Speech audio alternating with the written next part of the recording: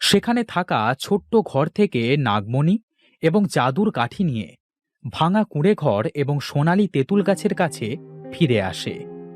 তোমরা ফিরে এসেছো সোনাপুরী, দেখো অহনা আর মোহনা আমাদের জাদুর কাঠি এবং নাগমণি নিয়ে এসেছে। আমাদের অভিশাপ থেকে মুক্ত করো অহনা।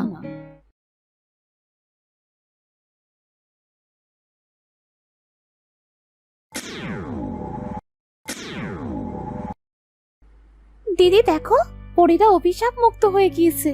আর এই সোনালী তেঁতুল গাছটা কেমন সাধারণ তেঁতুল গাছ হয়ে গিয়েছে। আমরা অভিশাপ থেকে মুক্ত হয়ে গিয়েছি। এখন নাগরাজ নাগরানীকে অভিশাপ মুক্ত করো।